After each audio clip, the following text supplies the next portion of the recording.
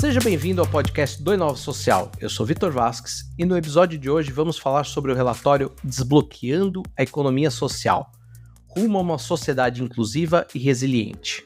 O relatório que foi feito pelo Fórum Econômico Mundial, junto com a Schwab Foundation, com apoio técnico da Deloitte e contribuição da Catalyst 2030. Para isso, conto com a presença da Mônica Pasqualin, co-chair da Catalyst 2030, e a Gisela Solimos, chair da Catalyst 2030.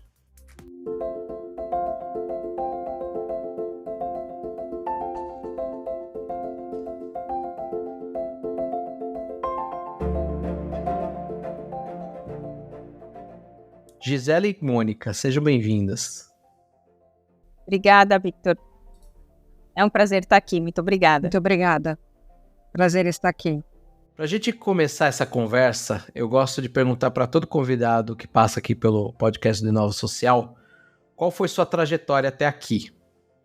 Hoje eu tenho o prazer de receber não uma, mas duas convidadas com uma trajetória incrível no setor de impacto, que muito além de títulos e prêmios, eu quero saber quem que é a Gisela, quem que é a Mônica. Então, começando pela Gisela, quem que é a Gisela? Acho que eu posso dizer que a Gisela é uma pessoa apaixonada pelo humano, que quando precisava decidir uma profissão não sabia bem o que fazer, foi estudar psicologia porque ela gostava de gente, né? E cuja vida a levou para olhar para a gente, cuidar de gente na situação de pobreza e de extrema pobreza, né? Aconteceu, foi um acontecimento, digamos, um acidente, eu comecei a trabalhar com isso, e foi uma área que me fascinou profundamente, né? A partir disso, eu sou cofundadora de algumas organizações sociais, professora, mentora, consultora, e apaixonada agora por lidar com um problema tão complexo como a extrema pobreza, apaixonada pelo tema da colaboração, pelo tema de nos ajudarmos a construir um mundo melhor, né, onde a pessoa e o planeta estejam no centro. Por isso, entrei nessa aventura do Catalyst 2030 agora. E você, Mônica, quem que é a Mônica? Bom, a Mônica é uma inconformada por natureza e inquieta também.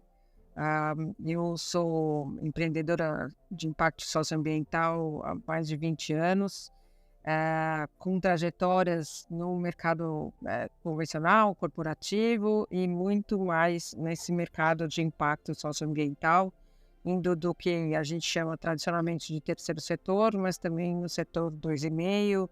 Enfim, eu comecei essa minha jornada justamente reconhecendo um papel importante no desenvolvimento institucional de organizações de base comunitária, que falta muito, né? Faltava muito quando eu comecei esse trabalho. Eu fundei uma instituição chamada Instituto Spiralis, que tinha como tagline, como a gente diz hoje, nós ajudamos quem ajuda, né? Então a gente queria realmente emancipar essas organizações para que elas pudessem se tornar um pouquinho mais independentes e crescer, né? O impacto que elas realizavam.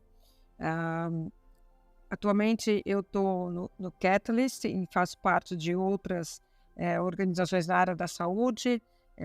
Eu migrei para essa área da saúde antes da pandemia, até uns 3 anos antes da pandemia, trabalhando numa organização vinculada a pacientes com câncer e também numa organização vinculada a ensino e pesquisa e assistência para atletas de alto rendimento que não tinham acesso à medicina especializada.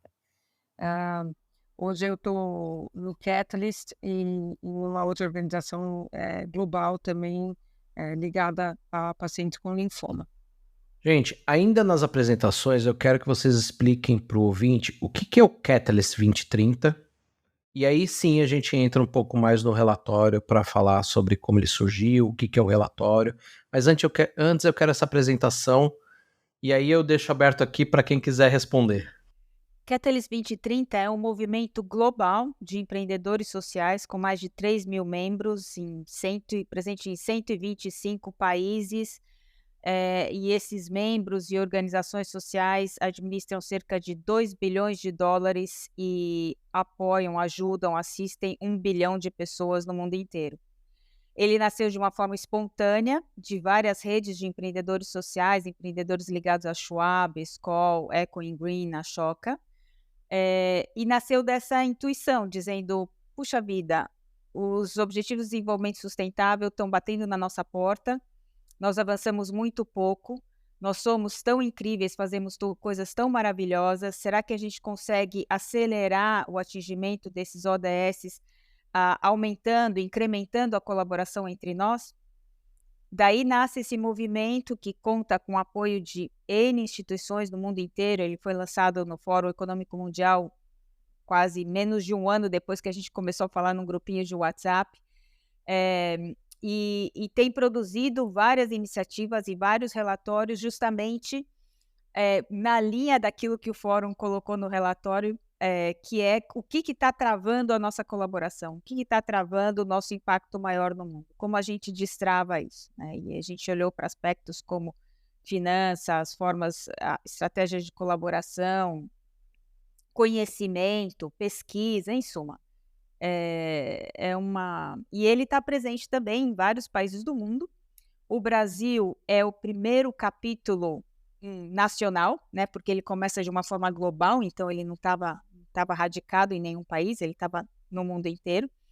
E o Brasil nasce como o primeiro capítulo do Catalyst 2030. Praticamente junto com o próprio movimento, inclusive, né, assim, porque também aqui no Brasil a gente estava nesse momento de refletir, mas, puxa vida, será que não tem um jeito da gente colaborar mais? Então aí a sincronicidade foi imediata. Perfeito. Entrando um pouco mais no nosso tema principal, o que é o relatório Desbloqueando a Economia Social, rumo a uma sociedade inclusiva e resiliente? Como que ele surgiu e qual foi o papel do Catalyst nesse relatório? Então, Vitor, o relatório foi uma iniciativa do Fórum Econômico Mundial junto com a Fundação Schwab, né? E ele nasce um pouco de reconhecer, primeiro, o Fórum Econômico Mundial olha para a economia, né? Mas em um certo momento eles disseram, opa, mas tem aí um setor que movimenta muitos recursos, que é o setor social, e por que então não chamar isso de economia social, né?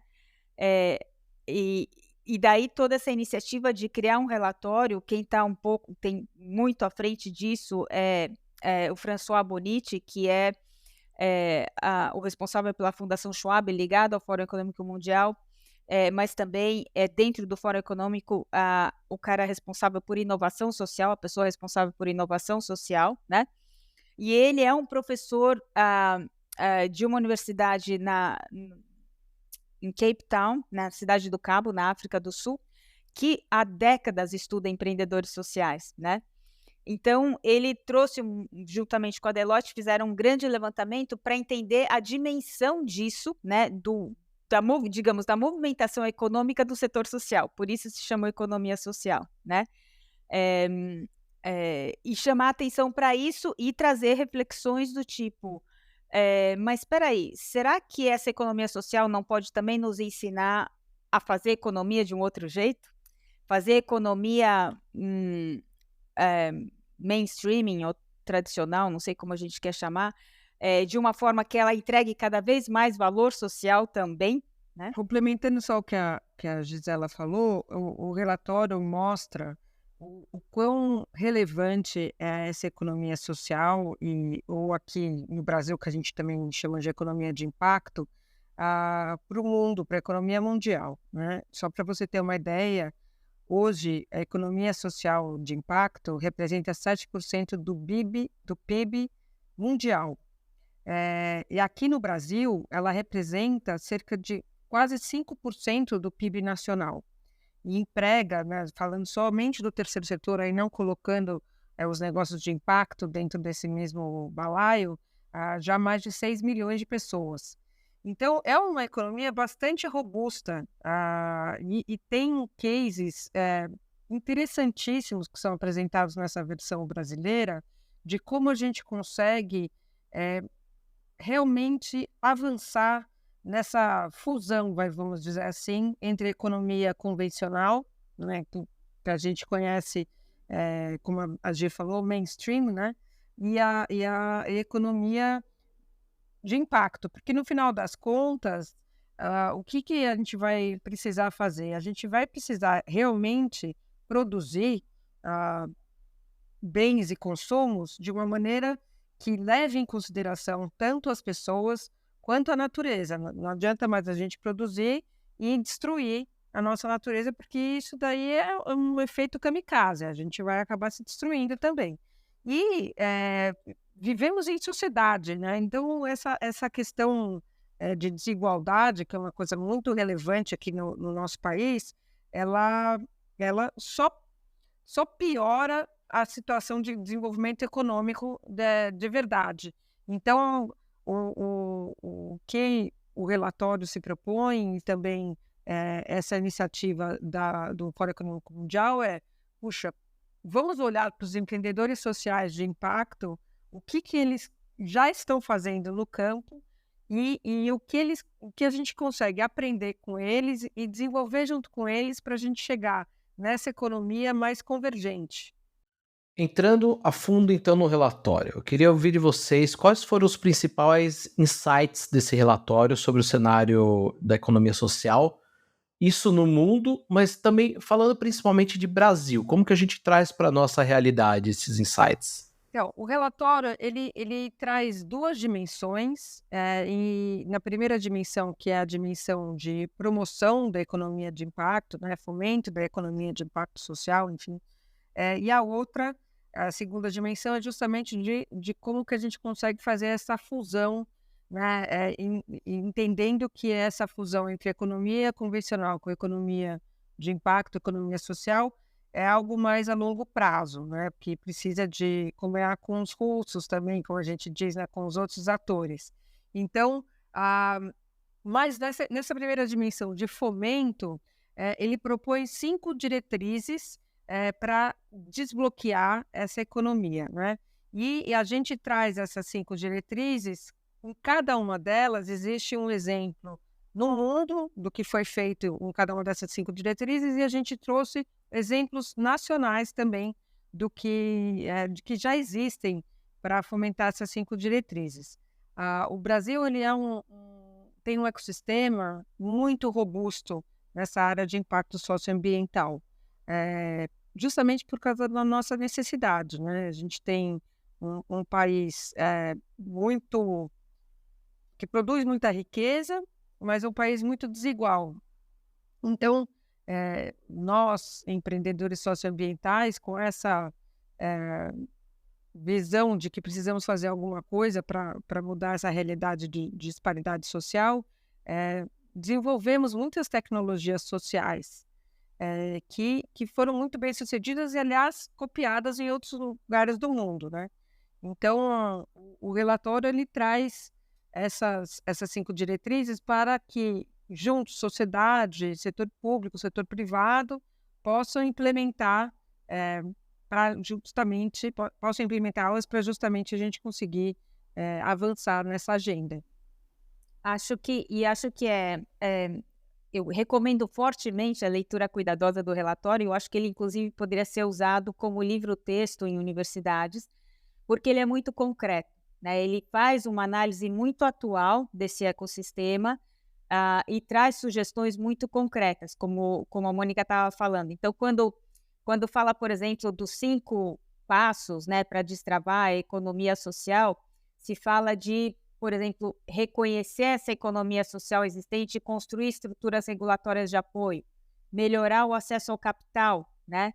Aumentar a conscientização e atrair talentos locais para a economia social, permitir o acesso a mercados relevantes, né? Ao tornar, por exemplo, canais de compras públicas e privadas mais inclusivos. Aqui a gente traz, inclusive, o exemplo do PNAE, né? Do nosso Programa Nacional de Alimentação Escolar, que é um exemplo para o mundo inteiro, né? E reconhecer a economia social pela coleta, mensuração e visualização de dados de impacto social. Esses são os principais itens, né? Mas aí o relatório também diz, olha, mas para fazer tudo isso, a gente tem que construir redes de confiança e compreensão. E ele diz, A gente tem que envolver governos, empresas, organizações multilaterais, investidores sociais, pesquisa e academia, sociedade civil, os empreendedores sociais, eles mesmos. E mostra como esses atores podem ajudar seja para promover a própria economia social e podem contribuir para transformar o que o relatório chama de economia dominante. E aqui eu quero fazer um parênteses dizendo o que o relatório entende como economia social? Tudo que envolve dinheiro, né, ou envolve alguma ação para promover o bem comum. Então, você tem desde as entidades sociais, aqui no Brasil a gente chama ONGs, mas organizações da sociedade civil, você tem cooperativas, associações, mas também negócios de impacto social, né? E acho que isso é muito importante porque é também um pouco como a gente no Catalyst, daí a sintonia grande, né, e o desejo de lançar esse relatório também junto com o governo, que está aí lançando aí no impacto, acho que a gente pode falar mais disso depois, né, mas a sintonia muito grande de olhar, olha, independente do nome que a gente dê para isso, são atores que estão, de alguma forma, querendo trabalhar, querendo não, estão efetivamente trabalhando para promover um bem maior, com resultados incríveis. Por exemplo, um dos exemplos que o relatório traz na crise ali de 2008, ele fala, o setor social, ele traz alguns exemplos dizendo, o setor social, enquanto todo mundo teve uma crise de emprego, a economia social gerou mais emprego, né? Para dar um exemplo. Então, ele cita como exemplo a Itália e a Bélgica, né? Então, a taxa de emprego nas empresas sociais cresceu 20% na Itália e 11% na Bélgica, apesar de ter decaído em todo o resto do país, né? Só para dar um exemplo. Gisela, você falou um ponto importante, né? O relatório fala até mesmo sobre isso, sobre a resiliência em tempos de crise, né? É muito legal isso. E o outro ponto que vocês comentaram foi, né, acordar com russos, né, com todos esses jogadores desse cenário que é bem complexo, né? Vocês falaram em envolver governo.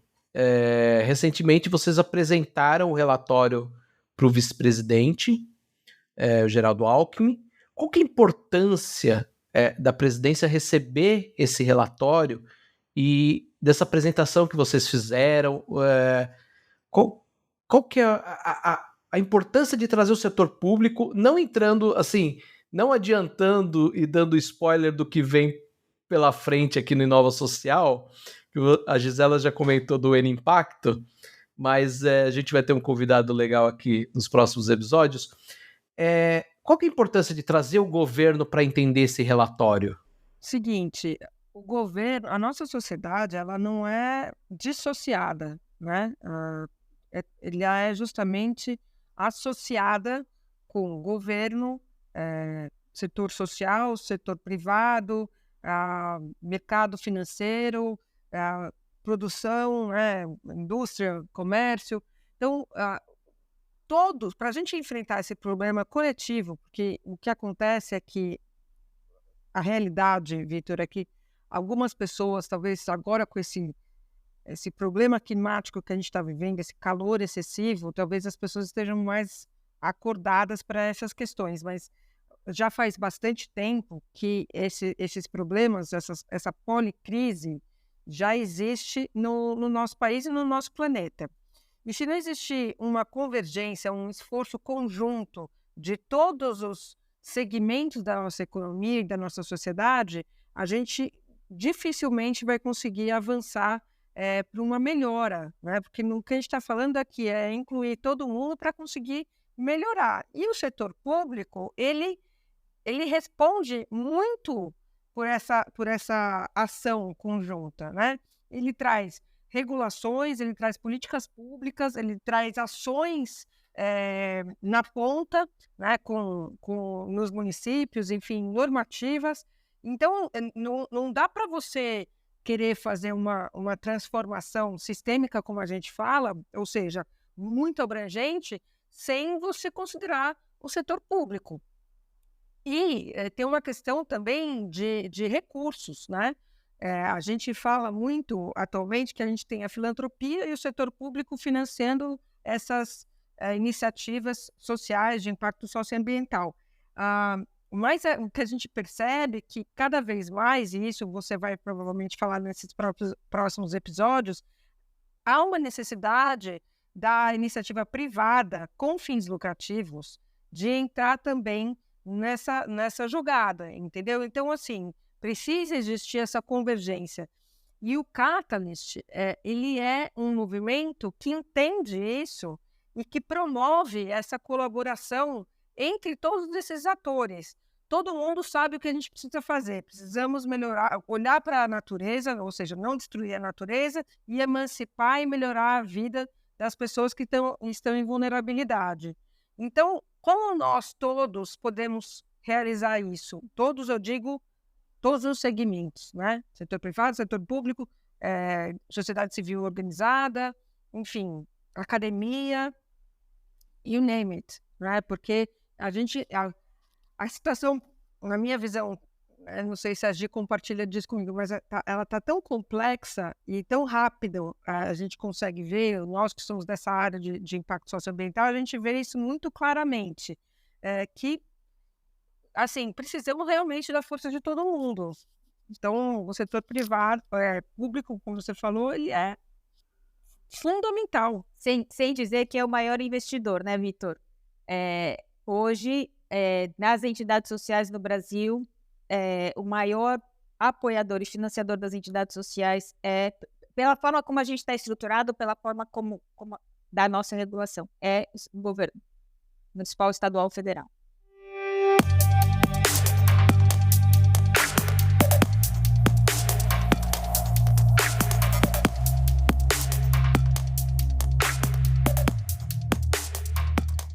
A Mônica trouxe um ponto que eu queria comentar, né? Falando sobre mudanças climáticas, que as pessoas, vamos dizer assim, entre aspas, acordaram, né? Eu gosto de ser positivo, eu espero que sim, que as pessoas tenham entendido, após essa onda de calor que a gente viu aqui nos últimos dias, principalmente em São Paulo, já que chamam São Paulo da locomotiva do Brasil, né? Então, já que eles também sofreram um pouquinho com o calor, eu espero que sim, que tenham acordado, mas eu tenho um pouco de receio, Mônica, confesso eu. A gente falou sobre mudanças climáticas, desigualdade. Eu queria escutar de vocês, quais são hoje os maiores desafios enfrentados pela economia social no Brasil? Eu acredito que a gente tem, sim, essas que vocês já citaram, mas a gente tem um universo de desafios para se trabalhar a economia social no Brasil também. Então eu queria escutar de vocês esse ponto. Eu acho que... Bom, eu estou muito... eu trabalho com extrema pobreza. E eu estou aqui em Alagoas trabalhando com a extrema pobreza e da extrema pobreza. Então, esse é o meu forte viés. Eu acho que a gente tem esse passivo, que é centenário, né? De dois mundos, né? O mundo... A gente pode falar dos senhores latifundiários e o mundo e os outros, né, dos servos, né? São dois nomes que eles assumem diferentes nomes em diferentes localidades do Brasil, mas basicamente é isso. E que a gente ainda não conseguiu resolver, né? Isso me preocupa profundamente, né? Então, para resolver isso, a gente fez muitas iniciativas, tem as políticas inclusivas que eu acho que são extremamente importantes, mas com o advento já da Revolução Industrial 4.0, como Klaus Schwab lançou e todo mundo adotou, né? Quer dizer, essa revolução digital, essa revolução industrial digital,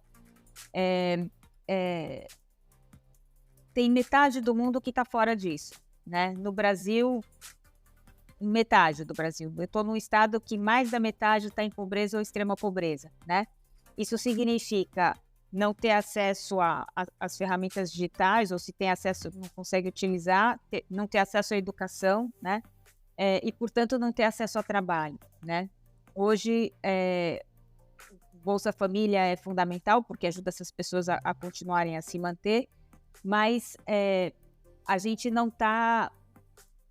elas mesmas não veem perspectivas de como começar a produzir a recursos a partir do próprio trabalho, né? Então, aqui eu digo, então, de educação e de inclusão produtiva, acho que são desafios gigantes, né?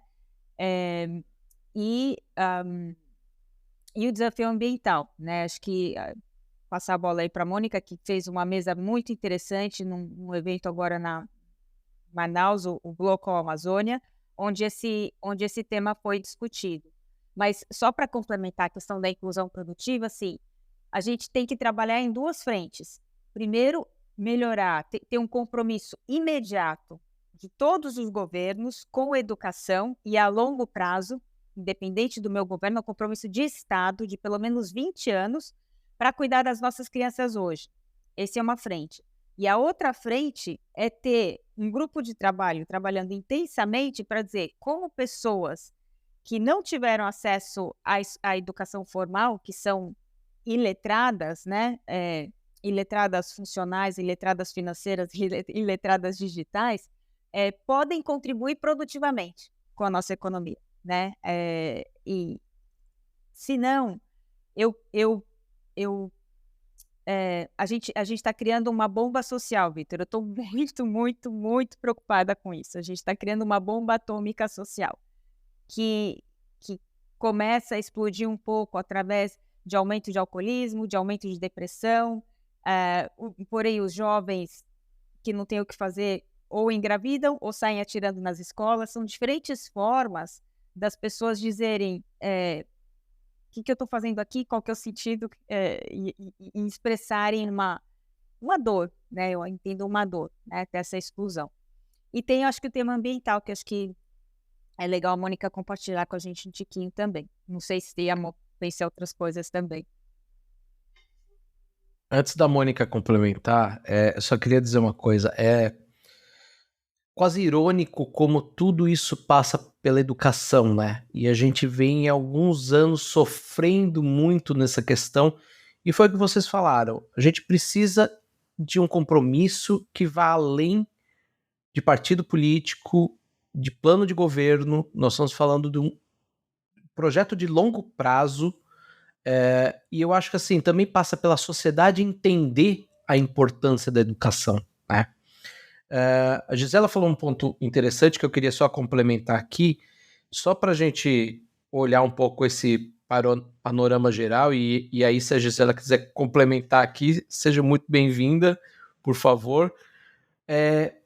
Eu bato muito na tecla com algumas pessoas profissionais da minha área, que eu falo assim, ferramentas digitais, elas estão presentes numa minoria, São Paulo, Rio, Recife, nas principais capitais. O Brasil tem um mundão imenso, né? Então, quando você traz esse exemplo de ferramentas digitais e serem iletrados, né?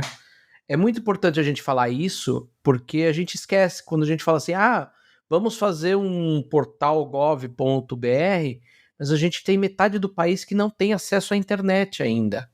Não faz parte da nossa realidade. A gente está, nós aqui gravando, né, Gisela, do outro lado do país, né, a Mônica aqui na mesma cidade, mas também do outro lado da cidade, mas isso não é a realidade de grande parte do brasileiro, isso se a gente não for falar ainda do mundo. Então eu só queria complementar esse ponto, antes da gente entrar na parte de mudanças climáticas, meio ambiente, que eu quero passar a bola agora para a Mônica, mas eu precisava comentar isso porque é uma tecla que eu bato muito com as pessoas, principalmente quando vão pensar em soluções digitais. A gente ainda tem um desafio enorme, né? Não, é isso mesmo. E na cidade que eu estou trabalhando aqui, que é uma cidade de 16 mil habitantes, para além das pessoas terem celular ou não, não existe conexão em toda a cidade. Não existe conexão. Eu tenho celular e eu não tenho conexão. Eu dependo de algum Wi-Fi, porque a cidade não tem acesso à conexão. Então, que é isso aí que você está falando. Eu acho que é um ponto fundamental. Mônica, falando sobre meio ambiente, quero escutar você agora. Então, a gente está vivendo no Brasil uma dicotomia, né? É interessante se a gente puder analisar isso profundamente. Lá na Amazônia você tem, né, o pulmão do mundo, como a gente fala, maior bacia hidrográfica do mundo, e mesmo assim você encontra uma situação social, né, da população amazônica muito precária ainda, né? Então, isso é natural, né, que você tenha uma necessidade não só de educação, mas disso que vocês falaram, saúde, conectividade, né? Também tem uma questão de segurança muito forte lá. Então, assim, voltando a ser um pouquinho do que você perguntou antes, o que precisa para a gente conseguir avançar nisso, eu tenho uma opinião, não sei se a Gisela concorda comigo, mas a minha são duas coisas muito simples. Precisa ter dinheiro, recurso, né, e vontade política. E vontade política não estou falando só dos políticos, tá? Estou falando de vontade da sociedade também, com uma visão poli, né, uma visão política, uma visão poli vem de polis, né, cidade, uma visão para o bem comum. Se não existir isso, a gente vai continuar chafurdando na lama, e aí essa bomba atômica social que a Gisela falou, ela está mais próxima do que muita gente visualiza. Então, eu complemento, né? E aí envolve também as questões de meio ambiente, né? Você trazer a sabedoria dos povos tradicionais para nos ensinar, porque aí a gente está falando de outro tipo de letrado, né? A gente pode ser muito PhD, doutor em um monte de coisa, mas algumas coisas básicas, né, da floresta, da natureza, a gente está muito analfabeto. Então, assim, é isso, é todo mundo junto, trazendo os seus saberes, trazendo as suas potências para conseguir enfrentar essa policrise, né? Do ponto de vista de meio ambiente, o Brasil ele tem como eu falei, essa dicotomia, mas ele também tem uma oportunidade muito grande de liderar essa agenda ambiental de crise climática no mundo inteiro, porque tanto o Brasil quanto a América Latina, né, no próprio evento que a gente participou lá com a vice-presidência, a gente comentou justamente do índice de bem-estar, que pode ser mais um índice além do IDH, além do PIB, enfim, como que você analisa se as pessoas estão felizes, né, e elas vivem com o mínimo de bem-estar dentro de um país, de uma comunidade. E se for olhar sobre esse aspecto, o latino-americano, apesar de todas essas dificuldades que a gente sabe que a maioria vive, ele tem um índice bom em relação a outros países, né? Foi o que o Pedro Neri comentou no nosso evento. Então, existe uma oportunidade, falando um pouquinho de futuro, muito grande, e futuro, eu estou falando futuro amanhã, tá? Não estou falando futuro 2050, nada. Existe uma oportunidade muito grande do Brasil liderar essa agenda de convergência entre economia convencional, produtiva, mas com uma visão de descarbonização, uma visão de aprendizados com soluções baseadas na natureza, enfim, de convergência mesmo. Eu estou sendo repetitiva, mas é o que eu acredito. E isso vai existir se existir confiança, né, que foi o que a Gisela falou no começo, né? Então você começa a estabelecer confianças de colaboração. O que existe hoje no Brasil, apesar da gente ter esse ecossistema socioambiental muito robusto e gente séria e boa, fazendo referência, assim, séria e boa, sendo referência mundial, né, das nossas soluções aqui, existe muita fragmentação, Vitor. Cada um fazendo o seu num lugar e tentando... E o que a gente precisa é ligar todos esses pontos para que a gente consiga realmente ter uma transformação sistêmica, que a gente fala. Quando a gente fala de transformação sistêmica, a gente está falando, olha, isso já penetrou em todas as camadas. E aí eu consigo, de uma situação que ela está ruim, difícil, ela flipar para uma situação boa, mas não só para um território pequeno, estou ampliando isso para todos os territórios, entendeu? E esse é o objetivo do Catalyst e de muita gente que está trabalhando para avançar essa agenda, para avançar para essa mudança, essa transformação para uma economia mais equitativa, mais regenerativa, ela realmente acontecer. Antes da gente seguir para a nossa última pergunta, eu queria só comentar um negócio. A Mônica falou sobre mensurar a felicidade, né? E tem uma coisa muito curiosa, que o Butão, que é um paizinho micro no mundo, substituiu o produto interno bruto pelo índice de felicidade interna bruta. Eu acho que esse é um extremo. Eu acho que substituir o PIB, eu acho que é extremo. Mas foi isso que você falou, Mônica.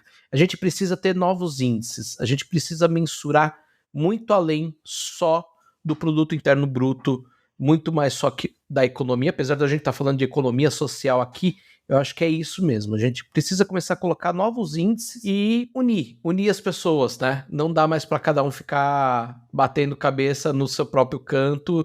E muita gente às vezes está com uma solução ali resolvendo perfeitamente, mas está trabalhando sozinho, né?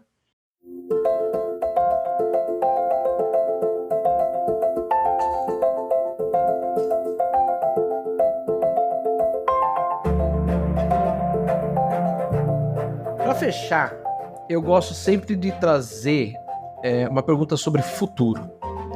Eu, como futurista, eu gosto muito de falar sobre futuro, mas de uma forma prática, de uma forma como que a gente pode atuar agora, né? Não adianta a gente ficar naquelas loucuras e fazer previsão para daqui 50 anos, mas ficar esperando para fazer no futuro, né? Eu queria escutar de vocês qual que é o futuro da economia social no Brasil. O que vocês gostariam de ver evoluindo nesse cenário nos próximos anos? Ou, como a Mônica falou, amanhã. Então, assim, em 2024, a gente está aqui chegando no final do ano, né? O que vocês esperam que evolua nesse cenário? Eu acho que o que precisa evoluir aqui é esse reconhecimento da sociedade como um todo, Victor. Acho que o relatório chama atenção para isso e dá lá ferramentas de como fazer isso, mas que essa consciência que agora o governo federal também tem, que o Fórum Econômico Mundial tem, que a nossa sociedade tenha, né? As pessoas normais, né? E que a gente não tenha que provar que é inocente o tempo todo, né? Porque surgem 3 ou 4 escândalos envolvendo entidades da sociedade civil que são criadas e usadas inadequadamente, né? E que maculam a imagem de milhares, centenas de milhares de outras entidades que estão fazendo um trabalho absurdamente maravilhoso, né? E que, tendo essa clareza, né, essa consciência, que isso se reverta no apoio desses heróis, né? E nós nos incluímos aqui entre eles, né? Esse é o primeiro ponto. E, portanto, num diálogo maior intersetorial, né, que um pouco a Mônica trazia, e é o nosso escopo aqui como Catalyst, né,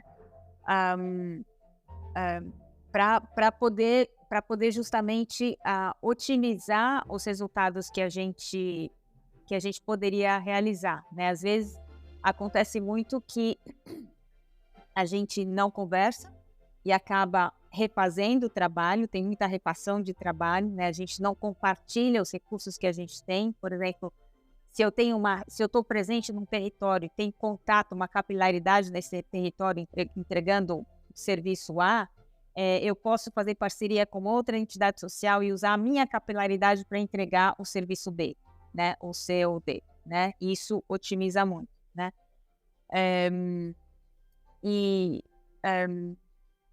Bom, basicamente é isso, e aumentando esse diálogo e, portanto, destravando também recursos e fortalecendo a atuação de cada um, e que esses atores sejam mais ouvidos pelo isso que a gente chama de terceiro setor, o setor 2,5, que sejam ouvidos e consultados pelas empresas e pelo governo quando da realização de intervenções sociais, etc. Eu acho que algumas formas muito simples de otimizar muito investimentos que são feitos por exemplo, ter empreendedores sociais nos conselhos de administração das empresas, para ajudar a pensar as ações das fundações empresariais e dos institutos empresariais. Ou ter empreendedores sociais nos conselhos como consultores ou consultivos ou de municípios, estados ou governo federal para definir políticas públicas em determinadas áreas. Todas essas coisas podem acontecer, como a Mônica disse, amanhã. Né? A gente não precisa de nada para que isso aconteça. A única coisa que a gente precisa é desse ecossistema de confiança, né? Que a gente possa ter uma base de confiança para trabalhar. E eu acho que principalmente que a gente saia da nossa posição egóica para uma posição mais eco. Migre do ego, do eu, para o eco, né? Para o ecossistema, para aquilo que é o ambiente, que é a totalidade, né? Visando, então, esse bem comum, onde o principal bem a ser alcançado é o resultado em prol da pessoa e do ambiente, né? E não necessariamente em prol de algum interesse que eu particularmente possa possuir. Obrigado. Mônica?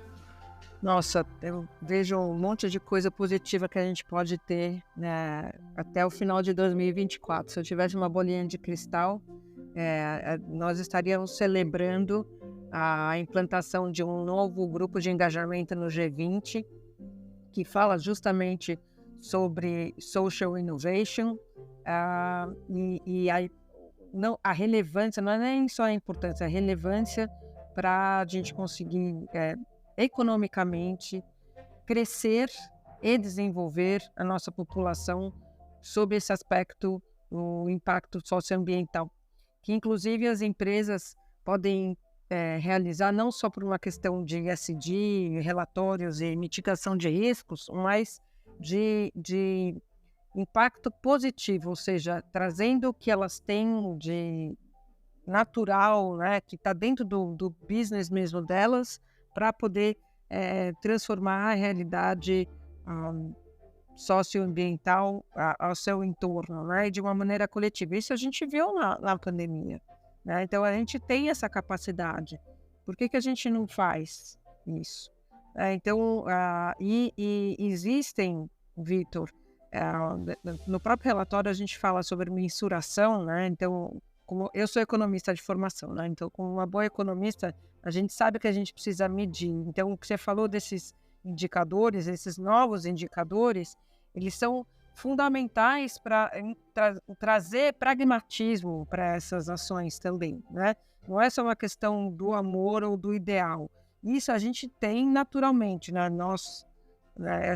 Esse grupo de empreendedores socioambientais, mas a gente também tem esse pragmatismo, né? A gente também quer ver, olha, essa solução deu certo ou não deu certo? Como é que eu consigo avançar? E essas mensurações, e que aprendizados eu tive disso? Essas mensurações fazem parte disso. Então, as coisas elas estão evoluindo, né? De novo, eu vejo o Brasil num lugar de liderança, de protagonismo, tanto com o G20 quanto com a COP em 2025. Nós temos uma sabedoria de vivências de décadas dessa iniquidade social e trazendo soluções reais, né? Isso é conhecimento, isso é tecnologia para a gente poder avançar e equilibrar um pouco mais essa balança que hoje está muito desigual. Isso eu estou falando não só nas questões sociais, educação, geração de renda, saúde, pobreza extrema, mas também nas questões ambientais, né? Então, a gente também tem sabedoria e conhecimento dentro dessa área. Se a gente for falar da Embrapa, a Embrapa e a Embraer são dois exemplos nacionais de negócios que podem ser exportados para o mundo. Né? Então, a gente também poderia, dentro desse ambiente social, a gente também tem essa condição de trazer esse conhecimento e liderar essa agenda que está afetando realmente o mundo inteiro, mais os países em desenvolvimento, mas os países já desenvolvidos também estão tendo os refugiados, vamos dizer assim, indo para esses países em busca de uma vida melhor, e eles estão tendo que lidar com essa situação, sem falar de todos esses conflitos que a gente está vivendo atualmente, né? Que também são geradores dessa desigualdade, enfim, e desse conhecimento de quem atua para resolver problemas profundos e crônicos da nossa sociedade. Mônica e Gisela, muito obrigado pela conversa, foi incrível. A gente compartilha de muitas opiniões muito próximas, mas agradeço a conversa. Espero que a gente tenha um cenário positivo. Eu gosto de ser muito positivo como a Mônica e espero acreditar que a gente tenha aí algumas mudanças no próximo ano. Mas, novamente, muito obrigado pela conversa. E o ouvinte, eu quero lembrar que todos os links que a gente comentou aqui nessa conversa que eu tive agora com a Mônica e com a Gisela estão na descrição desse episódio em inovasocial.com.br. E, Gisela, você quer complementar alguma coisinha? Eu só quero fazer um convite, Vitor, que para as pessoas que se identificaram com isso que a gente falou aqui, elas podem se juntar ao Catalyst 2030, né? Brasil e global. E no link que você vai compartilhar, catalyst2030.net, tem uma parte de se tornar membro, membership, ou ele pode procurar capítulo Brasil, onde ele vai achar o relatório traduzido para o português, mas antes disso também tem ali um local onde pode se inscrever e a gente é aberto, é um movimento, então é aberto para todo mundo que quiser se engajar. Obrigada. Mônica? Eu vou complementar, aproveitando a Gisela, que é o seguinte, a ideia da tradução desse relatório não foi só atender uma necessidade do Brasil, e sim atender uma necessidade de países de língua portuguesa que também podem levar essas iniciativas na sua própria língua nativa. O Catalyst é um movimento global, a gente não quer uma mudança para o Brasil só, a gente quer uma mudança para o mundo. A gente vê essa necessidade, a gente está interligado e a crise climática mostra isso. Quando você tem um incêndio na Amazônia que chega até São Paulo, ele também pode chegar até Assunção e até Buenos Aires. Você não tem fronteira. Então, assim, é uma mudança para o mundo. Chega dessa história de é o meu país. Gente, é o nosso planeta. Perfeito. Bom, depois desse convite, então, o ouvinte, a gente se vê no próximo episódio. Até lá. Tchau. Tchau, obrigada.